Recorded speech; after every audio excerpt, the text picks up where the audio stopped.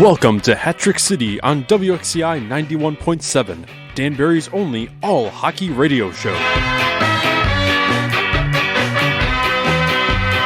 I know that some in our audience don't know the finer points of hockey.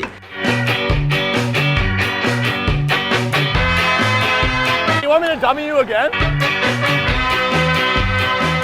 Hat tricks, baby! Woohoo! Ladies and gentlemen and fans and citizens of Hat-Trick City, welcome back to the show. We're back. We took a little week off. Unfortunately, it was out of our control. This is DJ Patty Cake, by the way, reporting to you here from the WXCI studios. Unfortunately, I caught a little bit of an illness that kind of, hindered me from being able to come into the studio, and then also in turn being able to be at the arena this weekend for the slate of games. So unfortunately, I missed all of the action, so it may be, and boy, it was a fun weekend. I mean, it would have been more fun if I was there, but I enjoyed watching the games from home. I mean, it kind of threw me back to last year when I kind of had the same situation happening. Not a fun one to be in, but I guess the free rest is probably the only upside that comes out of this, and maybe a few other things. But we're back now. So this week we're going to be airing our interview with Club 93, the boys Ken, Will, and Jim. So that'll be coming up later in the show. But yeah, I'm going to quickly recap what happened in Watertown. I know that was a little while ago now, but I mean, it happened. We didn't get to really report on it. So we played in Watertown for the season opener overall. Unfortunately, dropped that one in regulation 6-5. The main thing that kind of killed us on that was just pointless penalties, giving Watertown endless opportunities to just come back. Believe that was also Frankie's first started net of the season. So, a lot of factors, and then we're missing a few key players on D. So it's a whole bunch of factors that went into that. But the next night at the home opener, banner was raised, rings were presented, and we came out triumphant that night. We up 2-0 going into the second period, ended up being tied 2-2. And then towards the end of the game, within like a minute's time, we just erupted, scored 3 goals, ended up winning that game 5-2 at home. And what a way to kick off the home opener in a 5-2 win fashion. And then after that, got sick, and then we played the Binghamton Black Bears in a home and away series, similar to how the first week went with Watertown, just in reverse.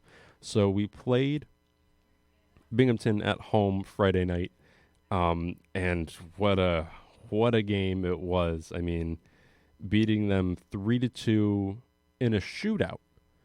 Mind you, this is only the third game of our season. We've already gotten to a point where we had a shootout win.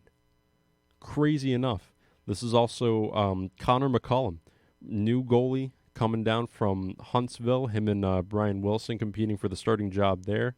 Our boy Willie got it, so congrats to Willie, and welcome McCollum. I mean, that guy was a brick wall that night. I mean, I was mad that I wasn't there to see it in person, that this guy was just making saves left and right, and I could not be more happier of, having this guy as our new goalie. I mean, he made 51 saves that night, only allowed, obviously, 2 goals. And he got first star that night. First start, and you get the first star. I mean, it's almost unheard of, but at the same time, it's becoming more frequent that these goalies getting that first start and they just kill it. Something about that first taste of it, they just kill it. But we were able to pull that win out in a shootout. Then we head over to Binghamton next night. Didn't really go our way. Unfortunately, we dropped that one 3-1. But I will say, I mentioned this, if you were keeping up on our Instagram and Facebook, I was doing some intermission reports from my bedroom, considering I couldn't really do much else. Just to give you guys something to kind of look at and, I figured why not get a little fun with it, and maybe we'll incorporate that into some away games. But just talking about that game it was just a lot of things that I brought up were the atmosphere in that building. I mean, given Danbury has its own unique atmosphere that will never be topped ever, but Binghamton gets just as loud. Their fans are, just as passionate as we are. It's a lot of factors that go into that, and I mean they just kind of outplayed us. And at the end of the day, I mean, few plays where the defense could have stepped up a little bit more, in my opinion. But at the same time, it's only the 4th game of the season. We're at 500 right now. I think that's fine with me. But still, what a way to kind of start the first 4 games of the season there. Shootout win, first home win in the home opener. It's a whole lot in terms of stats. But before I get into next week's set of games, or this week I should say, which is going to be a very, very interesting week, do want to kind of highlight a few roster moves. If we can kind of word at that a little bit. Unfortunately, Mike Falanga ended up getting injured last weekend, so he'll be on a 15-day IR. I recently got to chat with him a little bit on the side. He said he's doing better day by day. It's a little bit of an annoying injury, but he's ready to come back to the ice, and he's going to be back better than ever. That's what he feels. I mean, so kudos to him for kind of just powering through said injury, and best of luck in the recovery, speedy recovery. Being, and unfortunately, we did release a few guys. Steve Brown, which I kind of saw coming a little bit, just considering the fact that he was a coach last year. So I figured I don't know, he might be going back to the bench this year.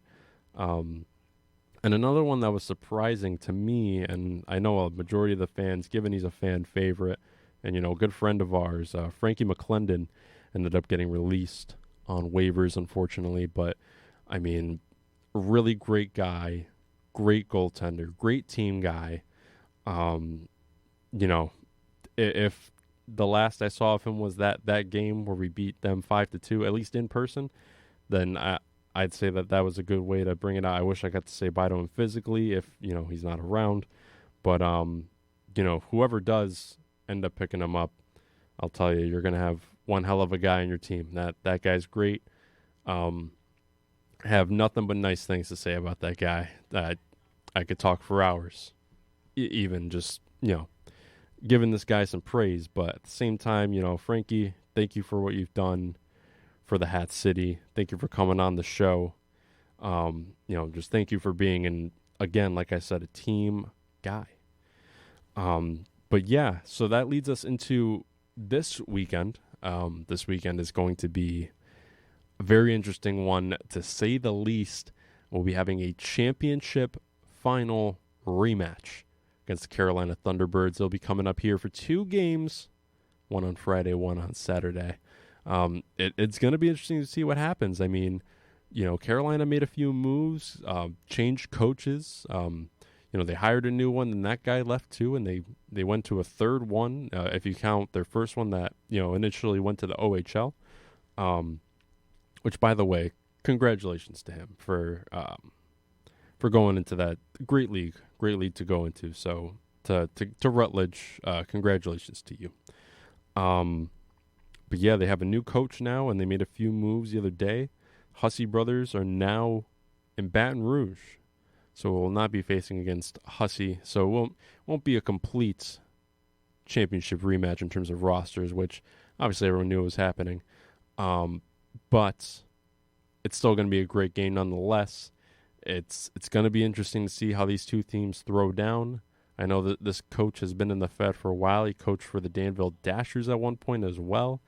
And I believe he did coach for Carolina a little bit, earlier on, before the Rutledge era. So, it's going to be interesting to see how this weekend unfolds. Obviously, I'm hoping for it to unfold in our favor. But overall, as in the immediate moment, besides us getting wins, I want to see some fantastic hockey, and I know we're going to see here at the Danbury Arena this weekend. And then lastly, I just want to bring this up very quickly. Next weekend, November 4th, it's a Saturday, the Mustache Classic, the 5th going of the Mustache Classic will be happening at Danbury Arena. It's going to start at, I believe, 8 a.m., so it'll be a tournament till about noon. Then we'll have that running down. Again, next week when we come back, it'll be the week of, so Matt will give you more of a rundown on what's going on. We also, well, I shouldn't say we, this was more Matt's thing. He was able to get Kerry Frazier, legendary NHL referee who's, reffed 2,000-plus games in the show.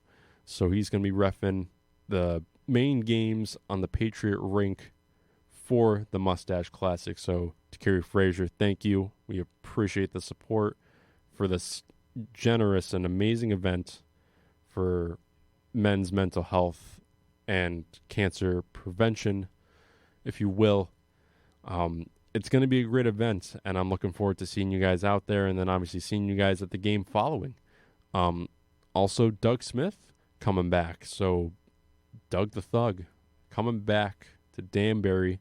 It's always a pleasure seeing that guy. He always knows how to really light up the room.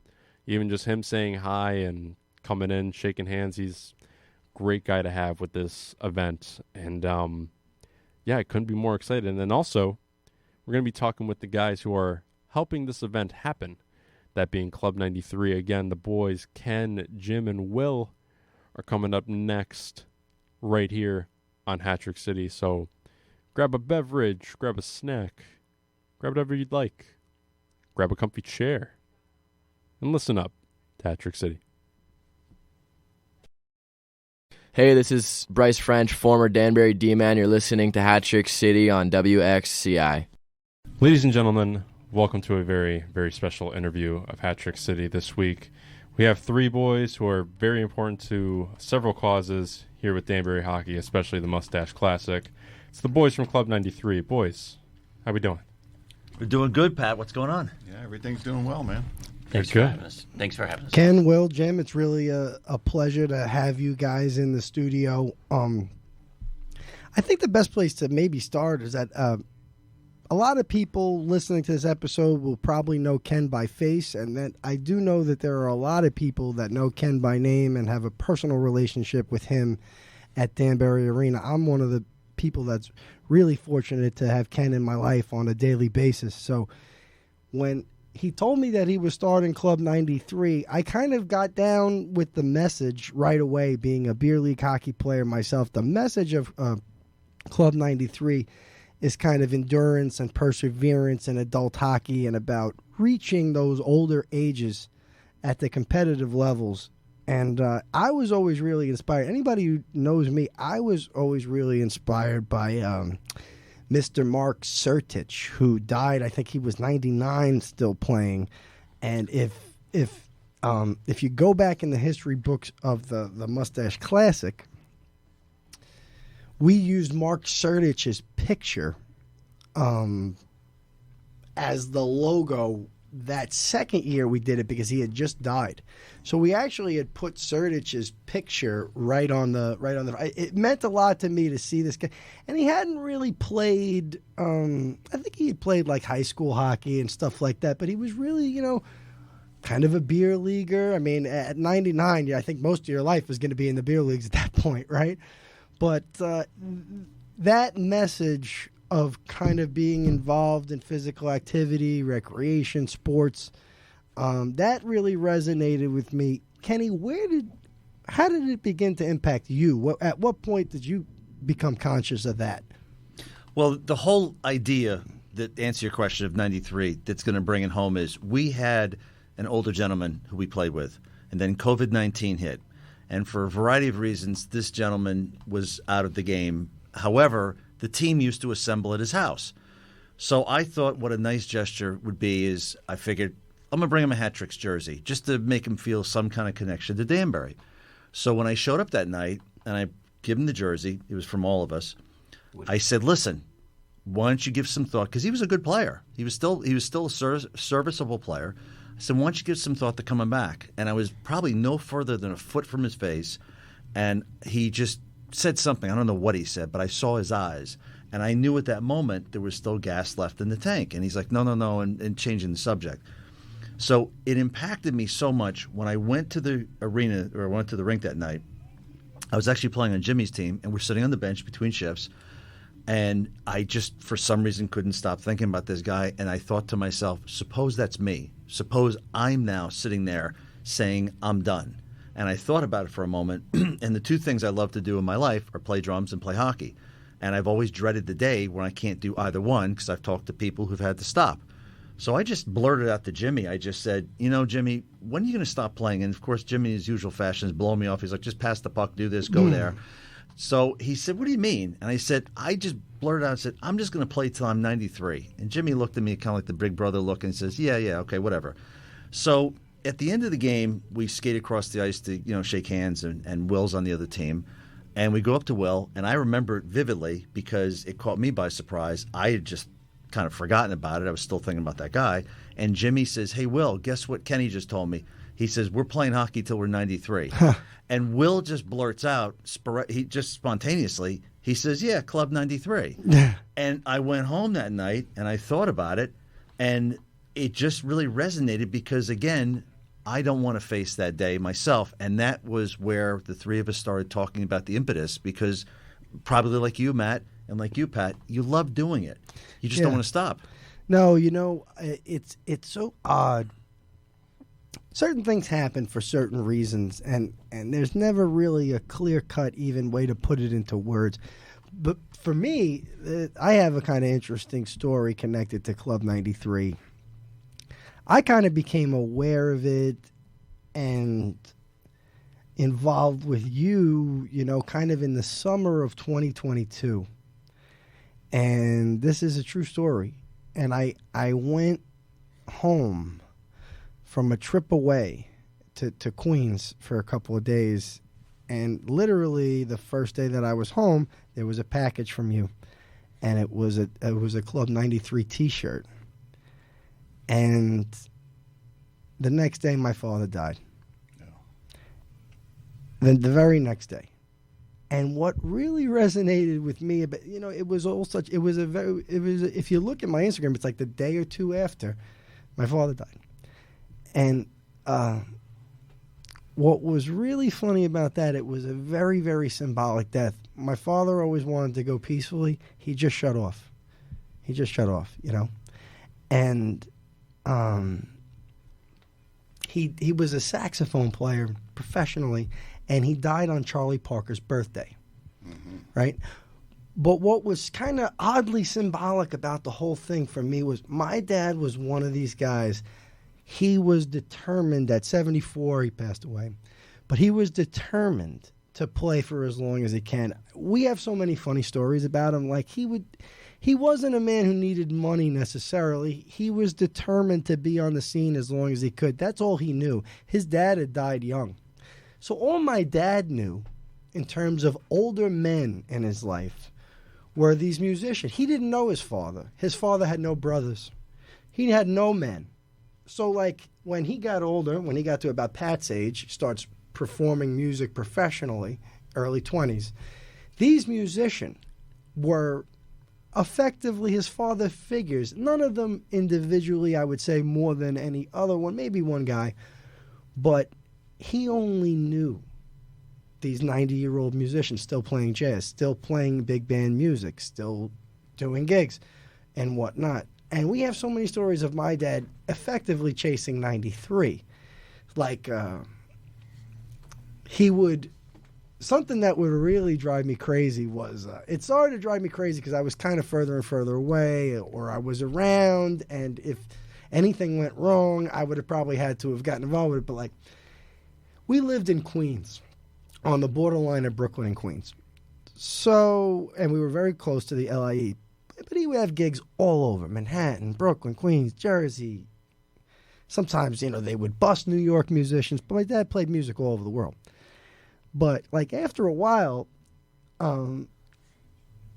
he just wanted to stay busy in the worst way. Like, it really wasn't about the. My dad was a retired school teacher. He didn't need to. He was a retired music teacher. He didn't need to work for the city. He didn't need $50. You know what I mean? Yep. But he wouldn't do this type of a job for $50. But he would tell us he had a job in Suffolk County. And Suffolk County could be a minimum of 25 miles from my house. That's like, at the bare minimum, it's probably about 25 miles door to door, right? Oh, the gig's in Suffolk County. Well, it would be in Suffolk County, but it would be in the fucking Hamptons. It would be literally in the Hamptons, and he was going to drive to and from the gig. Like, it's like that. It's like 3 hours in each direction. How much could you possibly be getting paid to do this on a Saturday, like on a Saturday, but he loved it. He was effectively chasing 93 in his own way. Awesome. It was so it was funny, now looking back on, and that's why it became important for me to do, for me to break bread with Ken and to see what we could do, and then you guys got involved with the Mustache Classic last year, and now you're way more involved this year. People don't understand when you're running something like this. I told Ken this with the Mustache Classic. It's always been like, I never wanted to do something where we were not only asking for money for a cause. I never wanted to do something where we were asking. When I say the community, I'm not the type of guy to go into a business and justify to a business that the guy should give me $300 of food because I'm doing a charity event. It just doesn't make. I know it might make sense to the next person very clearly. It doesn't make sense to me. I wanted to do an event where we went into a business and said, hey, I'm going to buy $1,500 worth of food for you for this event. And that's why we've had the Classic for so long. So I wanted to help in any way I could. We do Club 93 right. You know what I mean? That's the most important thing. And Matt, like your dad, we're very similar, I think, the three of us. And it's comfort within a group. Oh, yeah. Is worth more than the money or anything else. So that's the biggest thing, probably. I tell people all the time, like, the Beer League Hockey is the greatest support network, greatest support system for men. And I'm sure you guys have your own stories about it, Oh, we don't have enough time today. We got stories. But we do connect with that in our group, the Z team in Red Bank. We have 30 guys. We pick teams. We've been playing together since, a lot of us, 98. And one guy has a titanium hip. This guy is AFib. I have AFib. Wow. I have prostate cancer now, and it's early stages. That's why the Classic means so much to me. And the cause, I'll be okay. It's early, but we all can relate to problems and ailments and everything. And you're like, yeah, but it's hockey night, boys. We're together, and we're a group, and we're one, and we're family, man. That's the just most like important we thing. feel connected to the Danbury family up here. Like, I come up here and, knowing Ames and McCreary and everyone, just can feel the love. It's a great community. We're glad to be a part of it. Powerful thing when you really think about it. I've seen it happen with my own friends. I have a buddy who helped me kind of, in a lot of ways, kind of set up the Classic. There was a lot of people at the beginning, there always is. But, he had gone through a divorce. He had gone through some problems with alcohol maybe and things like that. And he had kind of played in the Classic for a few years. But, would it go down already? Your dad knocked it down. Yeah. Letting you know he's here. It's like, hey, Mo. So he had played in the Classic for a few years. He'd come out to pick up skate once in a while. But once he got on a beer league team, Tuesday night's the game, Wednesday night's the game, at this time, every week, that became such a force for good in his life. It really is unbelievable. And I'm sure there's guys who get the same thing from softball, the same thing from being on a basketball team or probably even a soccer team. But I think the hockey's extra special, right? It takes so long to get your gear on. It takes so long to get it all. I mean, you really start to think about it, right? Usually it takes a while to get to the rink, unless you're really lucky, right? Usually it takes a while just to get to the rink. And sometimes you carpool. And, the carpooling between me and my one friend, just that time where you're able to talk. If that car could talk, You know what I mean? Like it would know everything about us. You know what I mean? But Pre-game banter. oh yeah, but I think it has a lot to do with the time it takes to get everything on and everything off, especially at the end of the game. By the time you get everything off, you want a beer. You just want to be like, hey guys, let's sit in the, let's. And the truth is, I really don't drink any. I'm not going to say I don't drink anymore. That's a lie. I really don't drink like I used to. And the only times I really allow myself to do it kind of when I'm around the guys. It's like it seems like a safe place to drink. You know what I mean? Like it doesn't seem like a place where I could end up in a really bad situation, afterward. You know what I mean? And listen, other people don't drink at all because they know that if they drink, they'll get into a bad situation. But it's a little more complex for me. Well, I want to tell you one funny thing. I was playing as a musician, so I could relate to your dad. I was playing as a musician at a party about 3 weeks ago, and I happened to have my Club 93 shirt on. And one of the things that we don't judge, we don't preach, and if people will say, like, well, how do you join? And we could explain that. But it's funny how people can relate to this theme in so many different ways, because Michael Jordan talked about this when he played. This is the same mantra that Kobe Bryant had. It's the same mantra that Tony Robbins talks about. We just have a different way of interpreting it. But just to show you how simple the application is, I'm playing at a party 3 weeks ago, and this woman comes up to me and she goes, "What's this shirt? What's this Club 93? Is this a nightclub?" So I explained to her kind of just what the basic is that a principle nightclub? is. Remember nightclubs, boys? It is a Exactly. nightclub. Starts at 10. So as I go on break, Pat, have you ever been to a nightclub? No. No. All right, go ahead. well, I guess that's shop talk. Nightclub. No, I missed shit. I missed like a nightclub. You know what I mean? But anyways, we go on break. So I go looking up at the. They have all the food that's out and everything else. And this woman comes up behind me. She looks over my shoulder and she goes, onion rings and chicken fingers. That's not Club 93. No. And right then and there, I'm like, you got it. I said, listen, if it is, it's going to turn to Club 73. I'm doing that. So you're right, though. It is. That's the whole design, is to get people. It's a mindset, is all it is. When did you guys for giggles? When did you guys all actually start playing hockey? I was a late bloomer. I came in probably at 13.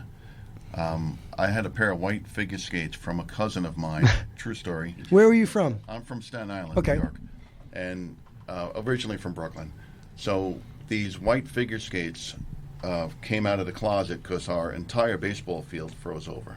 And I always played roller hockey, with the clamp-on skate, actually. A clamp-on skate, you wouldn't know what that is either. No, I know. Those. I remember those. So clamp-on, and then we used to duct tape them to the feet. So these white figure skates came out. So Staten Island. And white figure skates, I said, I'm not skating in girl skates. So we paint them black, and I go out onto that field, and we skated for probably 12 and a half hours. Wow. And that's at 13. And then at 14, I tried out for my high school team. Never played ice hockey before. And I just took to it like white on rice, and it was just a great experience. I'm never going to give it up. And I'm 62 now, so Wow. I'm never going to give it up. So, What about you, Kenny? 35. Wow, 35. You started playing, huh? Not only did I start at 35, I've been in the Z team. For 20 plus years. I took 6 years off because the band was so busy. So I started at 35 minus 6, so it's somewhere around there. Well, so basically in your 40s, really. Pretty much. I'm Yeah. 61 now. Yeah. God bless, man. That's something. Yeah, this is Will. I'm 55. Started playing when I was about 5. My older Wow. brother was a goalie from Middletown North. Would use me as a punching bag and goalie and kick my ass on the ponds. Wow. Made me a Ranger fan and just never looked back. Never stopped playing all year round. Never. Roller hockey, ice hockey. Did you play like in high school or? Not in high school. I played in leagues, but not for the. They didn't have a school team then. But my whole area, Middletown, just it's big down there. Yeah, oh sure. Yeah, a lot of players. Van Rimdijk come out of there, and Yeah. you got Dowd down in Bricktown, one of Yeah. the greatest. We're a culture down there, like you are. Up Middletown's got a great rink that we wish was in the Federal Hockey League. We play them in the juniors Right. here. there. And that's like that's Havlin's. Yeah, Rich, and we know Rich from the Mustache Classic, but it's his brother. I forget his brother. George. And then Mike. I went to school with Mike. He's, great guys. George great and Mike and Rich is the guy that we know pretty Where well. we Great play, guy. the Red Bank Armory is a Cadillac of rinks. Really? Middletown's great. Red Bank is just plush. It's No, I awesome. heard about it. It's awesome. Yeah, I heard it's a nice rink. Yeah.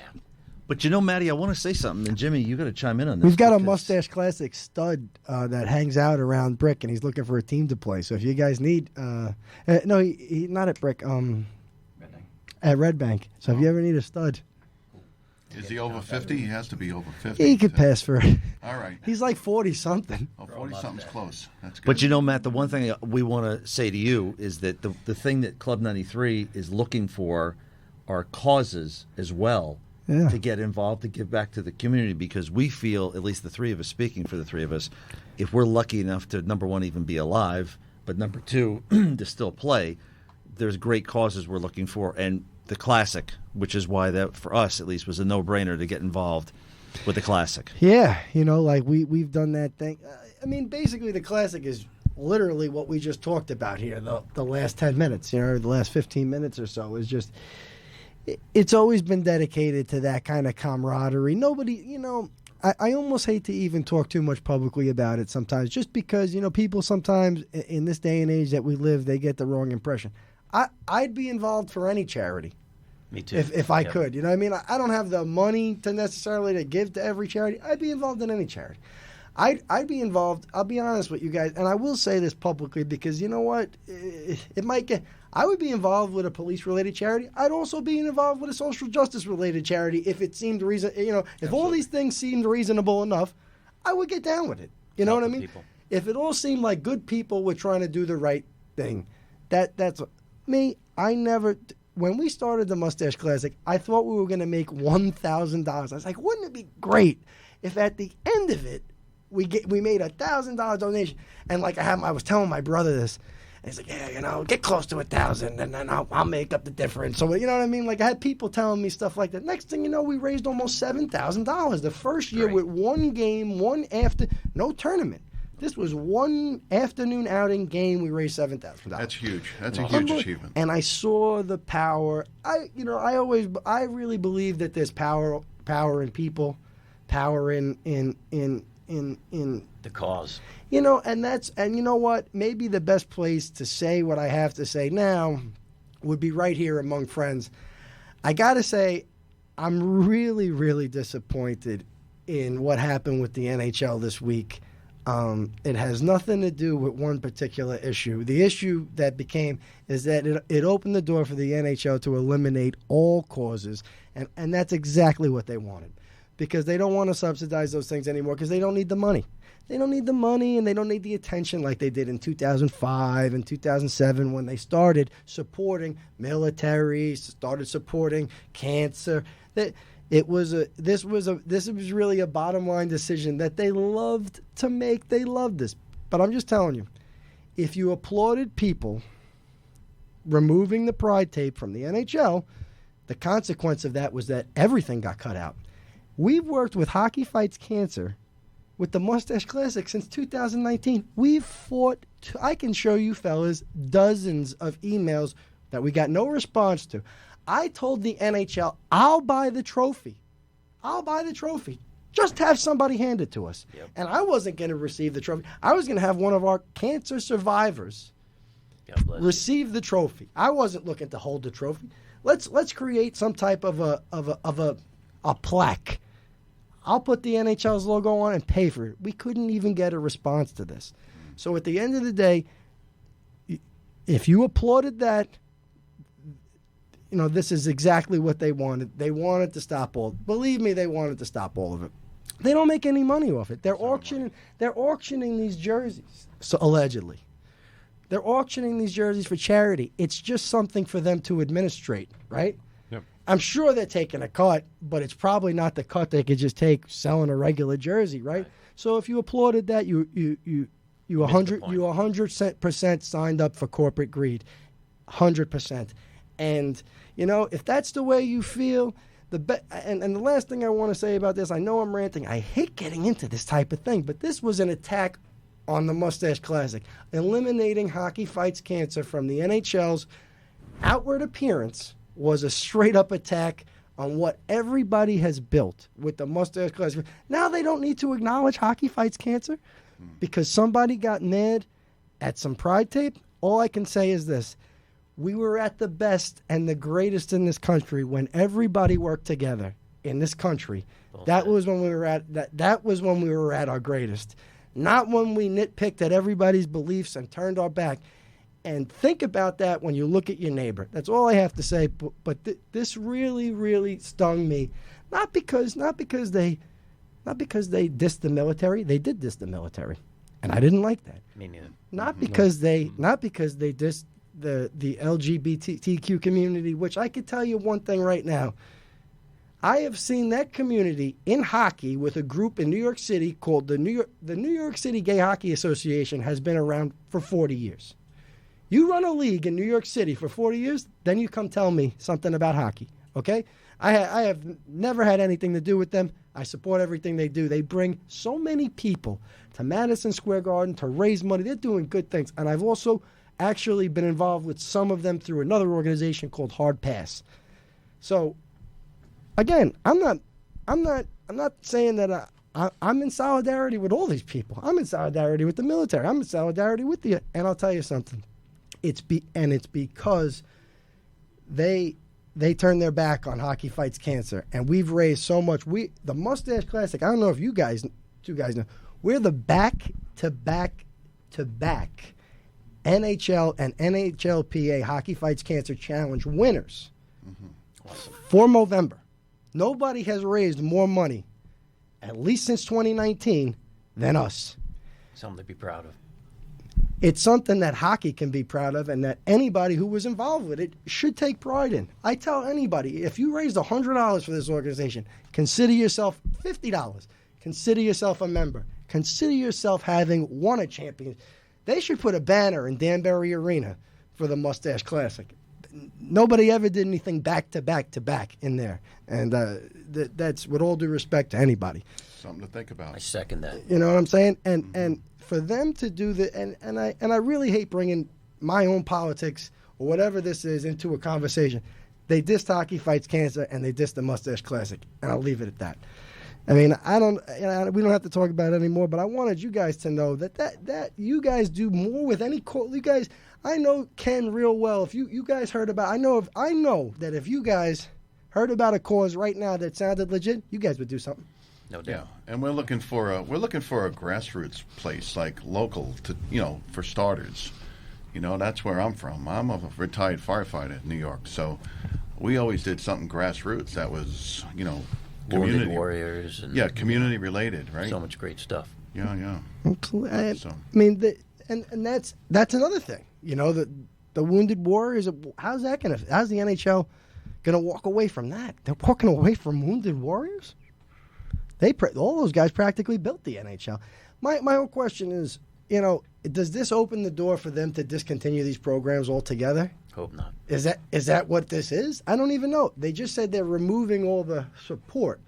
Does that mean they're discontinuing? And I think that's why it's so important that people in grassroots hockey get behind these things to do what the NHL doesn't seem to be willing to do. Mm-hmm. Well, everyone should be accepted. That's really the bottom line. Whether it's Club 93, the NHL, or no one should feel they're not welcome anywhere, and that hurts when people aren't welcome, because that's just wrong. I just think it's wrong when you canceled everything now. We had stickers, hockey. That's another thing. I mean, in the immortal words of Joe Trench, the greatest hockey fan in all of Danbury, the NHL just got too commercial. I got to be real with you. I mean, people ask me why I don't keep up with the Islanders or the Rangers, the Devils as much, whatever.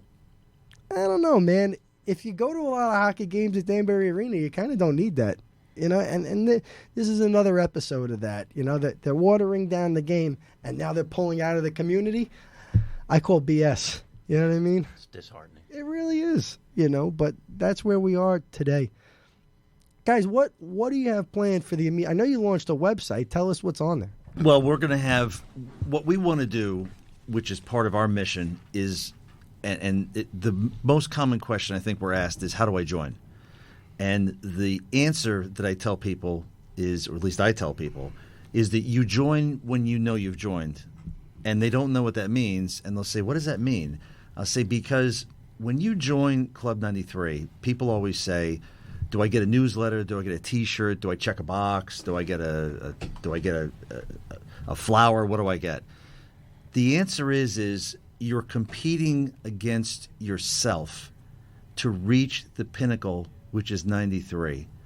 That's where you're going to go. And you only need to know two things. You need to know pyramids and trains. That's all you need to know to be a member in Club 93. Because when you understand pyramids and trains and you look in that mirror and you say, I understand how this works and I'm going to commit to it, that's when you become a member. And just so our audience knows, what is a pyramid? Well, if you think about this, and I did think about this one day, a pyramid started with one brick.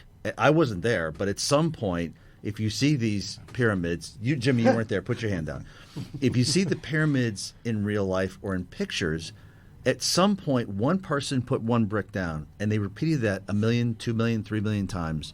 And what we try to explain to people, and not that we're here to judge, coach, or offer advice, just for ourselves, for me, is to understand that, for example, if I'm going to take a brick, maybe 10 minutes of extra ice time to skate every day after a game or do something, go in the gym, whatever you're going to do, and I multiply that times 1 million, I'm going to get a result that's going to help me get to my goal. And then they say, well, what does the train have to do with it? Well, the train is really what we're also about, which is the second component, which is you have to understand the way a train works. The engine pulls the train. The cars in the middle don't pull the train. When the cars in the middle pull the train, that's called a derailment.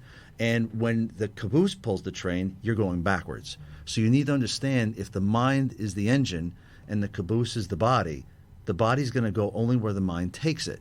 So now we know we can build one brick at a time. We know the mind is going to drive us. And that's what the whole mantra of Club 93 is about. We want to put people in a position where they understand you can do this. We want to lift. And you talked, Matt, you talked about taking away limits, and you said to accept people and to accept all these different ideologies and different groups of people. What we're doing is we're actually doing that same thing. We're saying we want to eliminate all the reverse ideologies that you're too old, you can't do this, you can't do that. And you talk about music with your dad. That's very prevalent with musicians. Musicians never want to stop. They never retire. There's no such thing in music as retirement. When you retire, you're dead. And what we're trying to do is bring that into Club 93, which is hockey. So that's a little bit of a long answer, but at the end of the day, you know when you're in the club, when you've accepted it and you said, I'm going to really give this my shot. And you'll know. I could fool Willie. I could fool Jimmy. I'll know.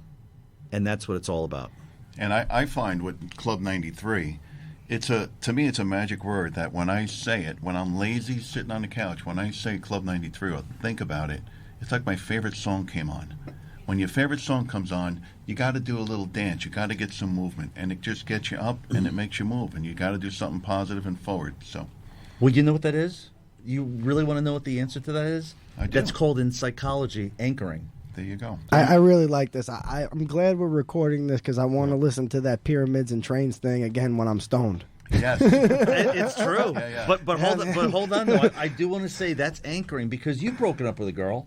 You know what it's like. Hey, when you've broken up with a girl, you're calling them out now. Yeah, I am calling them out because when you hear the song on the radio and it brings you right back, what does that do? That automatically anchors you to that memory. That's so right. the answer is, like the other night when you're stomping on my head and cross-checking me in the back, I kept thinking about the Club 93 logo, saying I'm not going to give up. Just because this schmuck is cheap-shotting me, I'm going to keep going. And you're on my team. That's right. That's even worse. How could I explain that, Matt? It's really difficult, I think, when you get... We have a lot, like you guys know it. Like we have so much fun when we do these beer league tournaments and games. We Kenny and I played in something in Atlantic City this summer. It was a little unorganized, but I got to be honest, it was one of the best just Saturdays playing hockey with the guys I probably had in a long time. I mean, we stayed out late, the whole bit, walked up and down the boardwalk after, but there's really nothing like it. And Kenny and I guess it's probably a good place to announce it, even though we don't have a logo yet or anything like that. But we do have a lot of people basically signed up. And I'm going to be doing a tournament in March, at Danbury Arena, and it's going to be all novice adults, all low-level adults, people who started playing later, people who are getting older, all that type of a thing, because I really feel that crowd is a big driver in the beer league community, and I want to create events for them where they can come here and enjoy town, and that'll be something to look forward to. You guys would be great players in that event for sure. You know what I mean? So, and Pat's even going to play. Yeah, Pat. Yeah, Pat's going to play. Pat, you rock it, man. He's a Pat. He might be like, he's a grocery stick on the Z team even, but he'll figure it out, You talk about having a beer with the guys and everything. Like, one thing the Z team does, Kenny was referring to the older guy, that's Woody. We have pregame at Woody's before the 10 p.m. skate on. So you have a few beers before the game, huh? We do, and we'll be watching hockey. Hey, just see Pins didn't pass last week, and now this, and, just ball breaking. And it just, brings you together, and then, we'll play the game, then we'll go to post-game at the Globe there in Red Bank and stuff, and, more banter, and the game is great. We love it. But It the never banter ends. and the chatter and everything, that's something, whether you're hockey, all other sports, you revel in that, and, just stories, and you guys know, it's just, we eat it up. And sometimes on the way home from the Globe, we're still getting texts and emails of banter. It never ends. But I want to tell you something. I'm pointing to Matt. I want to pay you some love because last year you were kind enough to invite me, and I will tell you, I thought to myself after I got off the phone with you, I thought, am I nuts? I'm going to this tournament. I don't know one person, and I didn't. I didn't know one person. I'd never met Matt. And my wife said, aren't you a little nervous walking into a locker room with guys you don't even know? Nah. And I said, whatever. I just walk in there. But I had the best of time, and I walked out of there and made some great, great friends at the Classic last year. And this year, all of a sudden, the dots are connecting. I know so many people, so many more people. It's going to be so much fun. It's really humble brag, when they interviewed me on TV last year, yeah. I said the same. I mean, I really don't know what to say, but I would say the same thing that I said then. It's just like that's been the most rewarding part. Like, there's been some nice things. I was invited by Movember to do stuff with the NASDAQ opening bell. I mean, that was really cool. Awesome. You see 100 people, million people doing that thing, and to actually get to be there when they do it, that was cool. But I don't really get any money out of this, in a sense like, even the stuff that I can squeeze out from my own expenses, it's nothing, So the real rewarding part for me has always been watching people it's so crazy with that Facebook because it's the best and the worst thing in the world. Watching people make friends over Facebook that there was no other way they could have possibly met than at the Mustache Classic. That's one of the most rewarding things in my whole life. And let me tell you something. It goes back to what we were talking before. The craziest part is I know there are guys who made friends on Facebook that when I was in the same room with them before, I was like, these two guys would not like each other's Facebook posts. You know what I mean? I'm just like, these two guys, they would not like. And the next thing you know, hey, is that guy coming this year? He's a great guy. And it common bond goes to show you that it's all bullshit today. They're only dividing us to control us. And that's the truth. You see it at the Mustache Classic. I was just saying, and it goes back to being so mad about the Hockey Fights Cancer thing. So many people came to, like I just said, I know these people well enough to say many people would not, in this, like I'll say that this year, many people in this room wouldn't like each other's Facebook posts, but somehow came together to have not only a nice time today, but to raise like almost $50,000 last year for men's cancer and suicide. You should be so proud of that. It's so great. That's the best part. And I honestly laugh when I see like all the BS and the banter on Facebook with these different, kind of issues. We all know what they are today. These different issues people don't agree on. And it's like the funny part is these guys, and you almost never see it even between Mustache Classic people. I'm sure there have been some incidents that I don't know about, and probably people who bite their tongue at stuff. But the truth is that there's got to start to be some happy medium and some common ground, because we're really just headed towards Armageddon for that reason. Well, I'll tell you this much, speaking from obviously experience, why do you think cases settle on the courthouse steps? Why does something change? You know, we were talking when we were walking in here, you were talking about a case that you were called as a witness. Why do you think cases settle on the courthouse steps? Because people need to sit across the table from one another and finally talk. I'm not sending you a letter or sending a nastygram. Now we have to talk and I have to face you. True. And all of a sudden the ice melts. No pun intended. So with the classic, you put everybody in the room, you mix it up, and it comes out a winner. And at the end of the day, you're doing it for the right reason, so it's a win-win-win for everybody. That's been the best. And you know what? Another thing that made me really kind of feel comfortable just about throwing it is that the way Movember does it, I don't ever I touch the sponsorship money that I need to pay the vendors with. But the way it's set up is that I never touch any of the money that actually goes to Movember. It's all, you have a profile, you raise the money, we monitor it, we give out prizes according to that. That's one of the things that made me so comfortable, and that just made it easier, honestly, when we went and told people, hey, we need money for food, and we need money for transportation. We do all the time, ice time. And that's how we go about and get it. And then there's participation fees and all that. But this just makes us able to do, I don't want to say the organization, but I bet you guys have all played in one of their tournaments. I played in my first one in Atlantic City. And, first of all, we got there and there were like games late on Friday night. And then, it just didn't make sense. Like, the games are at the time when it would have been nice to, I don't know. Then we get there on Saturday, and we're clearly just outclassed in every game, getting blown out. You know what I mean?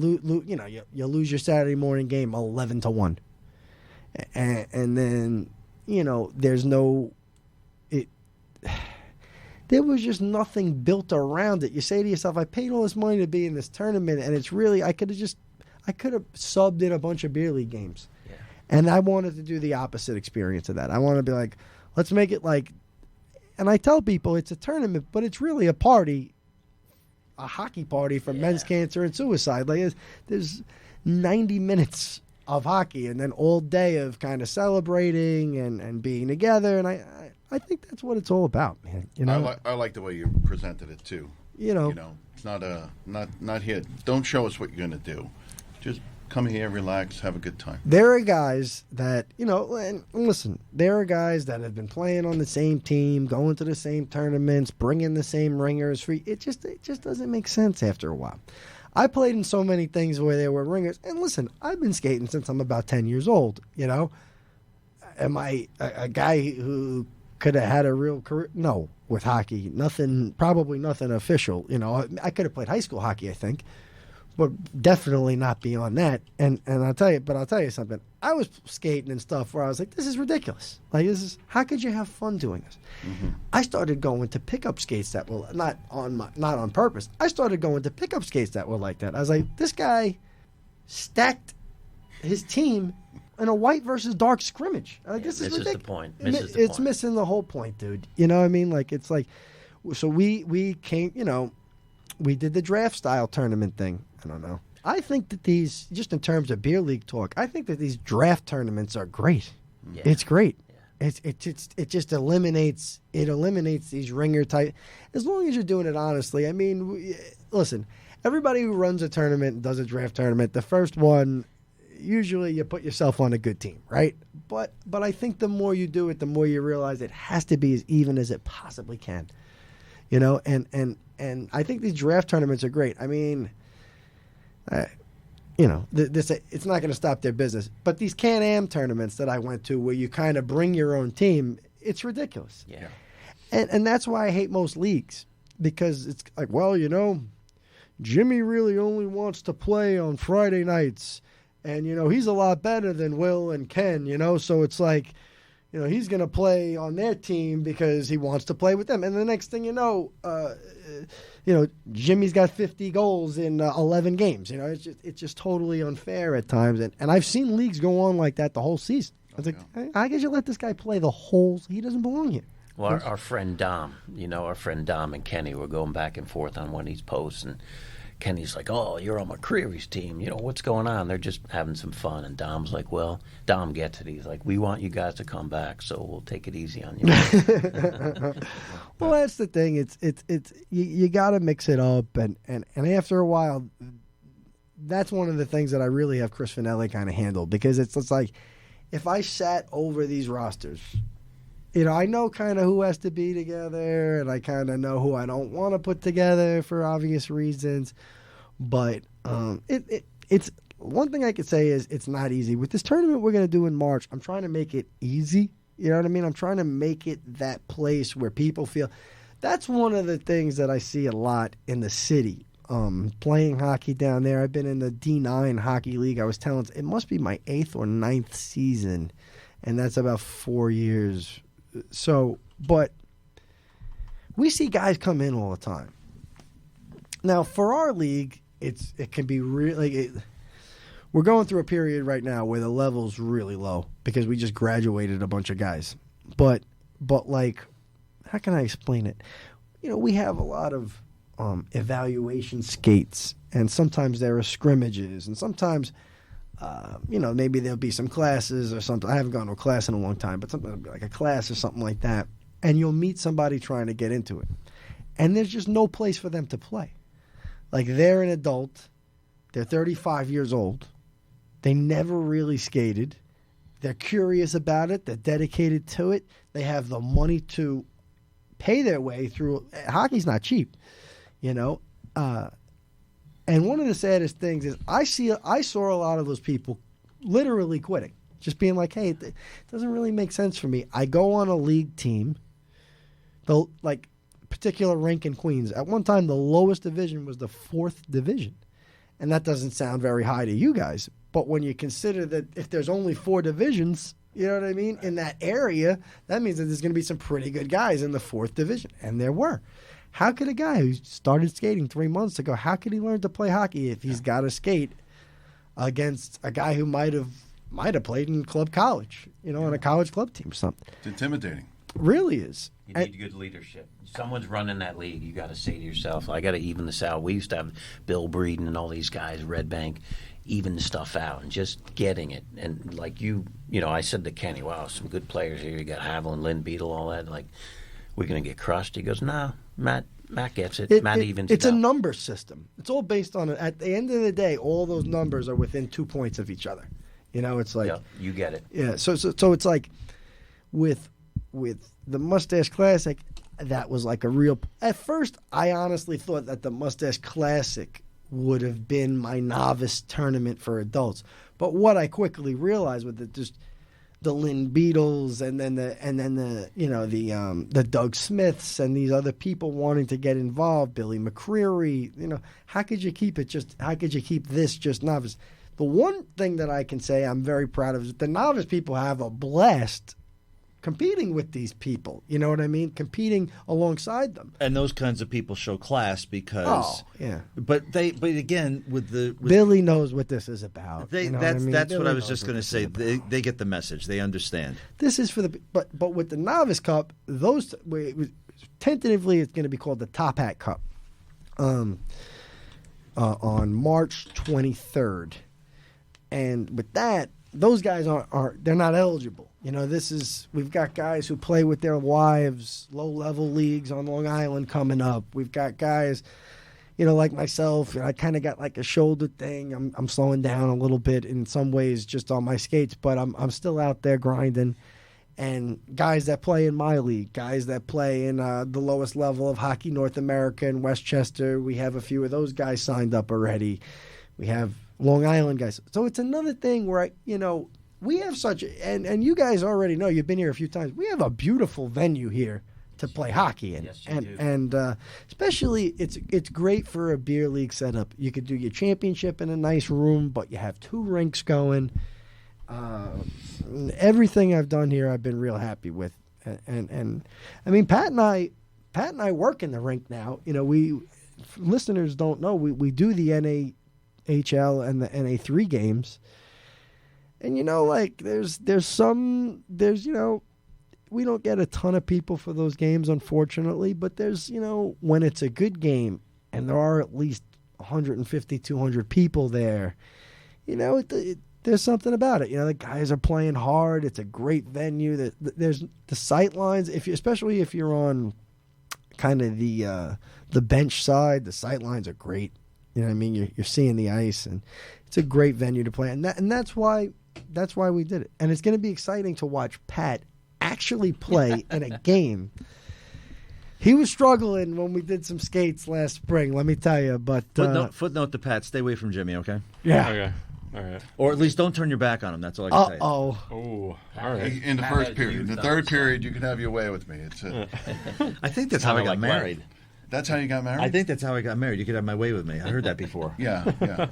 Andy's going to kill you. It was probably a bargaining chip from the family or something.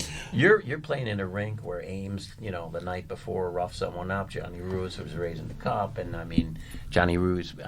This is history here. We get it. Yeah, and even I don't know why, I love going to the Fed games. Forget it. It really is a riot, and I'm looking forward to having a great time tonight. But since we've been going, I don't know. I really kind of like these junior kids. They if they didn't love hockey, they wouldn't. Especially the NA3 kids. If they didn't love hockey, they wouldn't be there. Yeah.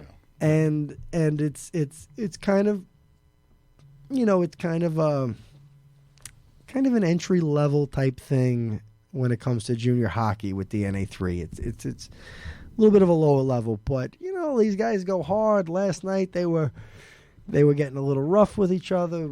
Danbury lost the game, but they came back right up until the last 2 seconds. They scored a goal. So it was. I wish more. Hopefully, you guys will get to see the juniors sometime because it's really a good brand of hockey, and I hope there's a day soon where we can get at least 500 people out to those. Very underrated. Yeah, very underrated. If you guys know Middletown, the same two. The Titans. Yeah, they have. It's the same kind of setup on the junior level. They have the NAHL and the NA3HL, and I don't know. I have fun. I have fun watching both. These guys, the work rate is insane. They're playing fast. It's really fun to see. And when we have a tournament there, it's really you play a championship game on the big sheet at Danbury Arena. It's a lot of fun.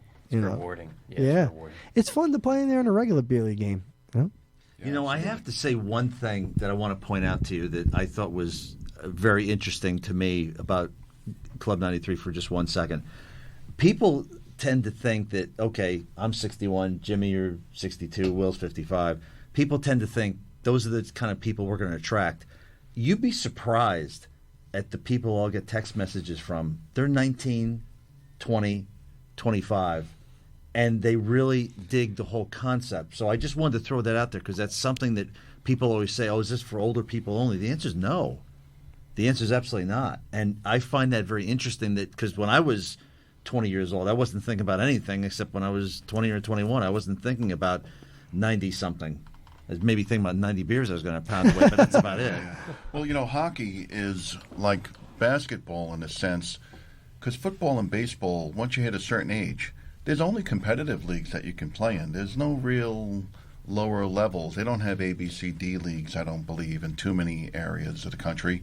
But hockey has A, B, C, all the way to F and G. I mean, there's just so there are this and Z, like we call ourselves, right? I mean, there's so many levels that you can play at. You never have to quit the game. Baseball, you have to quit. Football, forget it. You're gonna football, forget. Yeah. Yeah, you're 20 and you're done. It's a good point. So one of the things that really it's kind of like a shame that I think there's some basketball, but as popular as that game is, I don't think there's as much adult beer league basketball as there is beer league hockey. As popular as it is, there's a ton of adult soccer, a ton. I mean, that was huge when I was living in Brooklyn on my own. I mean, it didn't make sense not to play. I really only played a little bit growing up, but it just didn't make sense. Every single neighbor, everybody was on a team. Tons of at the time I was single. Tons of single ladies involved in it. They know the game. They like to watch it. It was a good time. But ultimately, I just think that the beer league hockey's been great. You know, I didn't really play my whole life. I mean, I played maybe between 10 and like 14 or 15. Picked it back up when I was working at the Daily News at 25 years old. I did an assignment where I went and tried out for the New York Aviators, who were in a league that predated the FHL by a year. And then the Aviators ended up getting folded into the FHL. But long story short, I loved playing hockey as a kid. I played ice hockey in Flushing Meadow Park as a kid. One team over there, and played roller hockey in the full contact roller hockey leagues in Whitestone, Queens. I was College Point roller hockey league, and some Rockaway. I played a couple of times in Rockaway, but it was a little tough. I wasn't a big roller guy, and there really weren't so many ice rinks back then. So eventually, I kind of gave it up. But when I got back into it, 25. For that assignment, I never really thought that I would end up here. You know what I mean? Like, I played a couple times. It was cool. I went to a couple lunchtime skates. It just seemed at the time kind of like expensive. And then when I would go to these skates, that I was one of those people, I guess, who quit. Because I would go to these skates and it's just like, dude, I can't play hockey against a 19-year-old kid. I mean, like, yeah, I could try, but I can't get myself. I could probably get there if I played every day for 2 months, you know what I mean, in the right situation with the best pair of skates on. I mean, I had cheap, like $80 skates at the time that I got at Modell's, you know what I mean? So, like, Bauer Huggers. They were the worst. Wonderland Sports, you played there. Oh, man. Yeah, baby. I got a great. I'm writing a book. Wonderland Sports is in. Actually, it's cut from the book now, but I'm going to send you that whole chapter. Was where I went to Wonderland Sports, and my buddy Cody. He's like a real old school New York guy. He's a crazy hockey guy. He's my buddy that I play beer league hockey with now, and we travel together. But he's just like How can I explain it? He's like a different type of a mind, right? So, what's his last name? Cody? Messino. Oh, Messino. We go to Wonderland Sports. He brings me there. He's like he's 10 years older than me. We share a brain, but he's like my older brother. You know what I mean? So he brings me to Wonderland Sports, right? Never been there before. It's you guys ever been to Wonderland? Oh yeah, sure. Played there for sure. Wonderland was like it was like the greatest hockey store you ever saw, dude. You go in there and it was like dead stock stuff, T-shirts that were like new stuff, but then like a bunch of brand new with tags T-shirts that were 10 years old, all the newest skates, right? So I'm like trying to keep it on a budget. I get a wood stick. I don't even buy socks. I put old school. I put my my sweatpants as my socks, and I just tape around the sweatpants, right? And the worst skates, and I was gonna get like some. At the time, everything was Reebok. Everything was Reebok. It's like I saw these like crispy, brand new looking pair of like black and white Reeboks, right? And I go all the way up to the line with them. But I noticed that my boy Cody, they had one of those walls of gloves. And I noticed my boy Cody is like scratching his head, looking at every glove, like fucking putting it up to the light. So I'm ready to check out. He comes up with these fucking giant Jaffa silver and black gloves, like the big guys, right? Like Gretzky wore at the end of his career, right? With the stiff thumb and the little thing, right? Like that little rivet around the thumb or whatever you would call it, that little loop. And he's like, "Cuz, these gloves are the only gloves in this store that were made in Canada." And I was like, you know what? I'm gonna put them on. So I took those gloves, and and I have the picture of me in the Daily News with those giant Jaffa gloves on. I wish I still had them. That's great. They were great, man. That was literally like going to the hockey store from the Mighty Ducks. Oh yeah. Like it was unbelievable, and it was way ahead of its time because a store like that would do great today. Oh yeah. Like Jerry Crosby's too. So Jerry Crosby's. Another classic. Yeah, great place. There were two spots kind of around my way. There was one place in Ridgewood called Sports Stop. And that place, it was a beautiful place. It was on Metropolitan Avenue in Middle Village, and the place just couldn't get out of its own way. One time I bought like a pair of $200, like my aunt bought it for me. I was literally like 12 years old. I bought a pair of like $200 Mission skates. Took 2 weeks. This was imagine back in the day we would have to wait 2 weeks for these skates to get to the shop. Not like today. They literally zap it to you. Like that company would never that would never be shipped to the store. It would just kind of get shipped to you, right? Just to wait 2 weeks for these skates. I'm already irritated. I missed 2 weeks. Like by now I don't even want to play anymore. You know what I mean? Like 2 weeks ago all the kids were playing. I didn't have skates. I couldn't play. Go to the store. 2 left feet. I get 2 left feet in the box. And then my aunt was just like, yo, forget it. We're going to go to Modell's. And I got the worst pair of Coho inline skates ever. And I couldn't get those. And then there was another one in Ridgewood. I think they were called Sports Plus.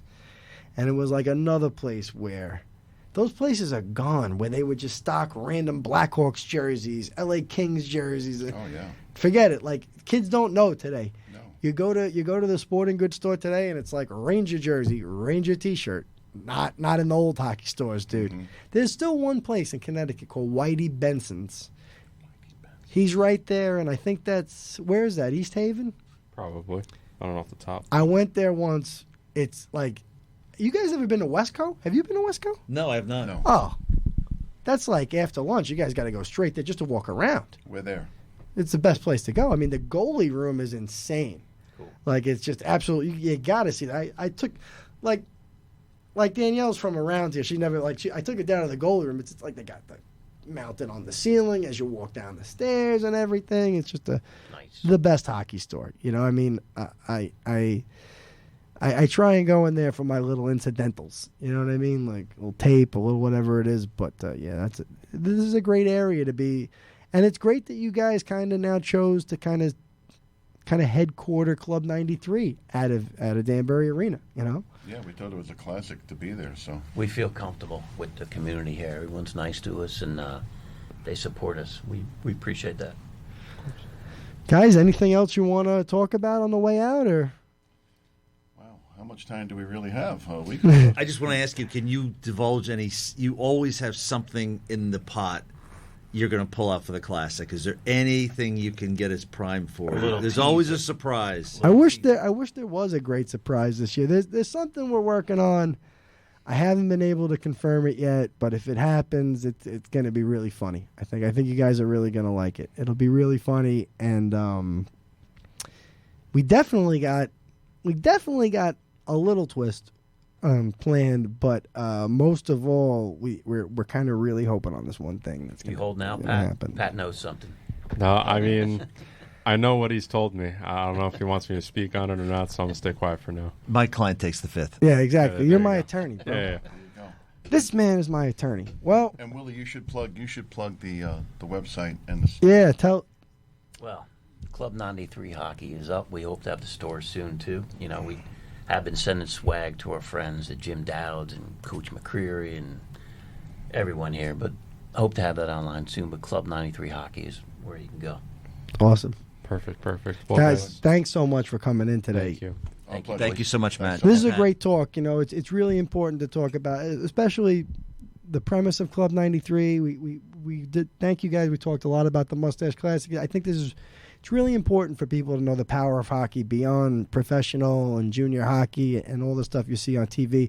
And again, I really do want to apologize for maybe bringing politics into this issue, but I thought it was really important to talk about the Hockey Fights cancer issue. So thank you guys for bearing with me. And listen, we're looking forward to maybe doing a Mustache Classic at the beach. Oh yeah, we could do something like it for sure. A Classic at the beach. We'll get Haviland on board for that. There you go. We've talked about it, but we'll very cool. We'll see what arrives. Thanks, guys. Thanks for having us, boys. Peace.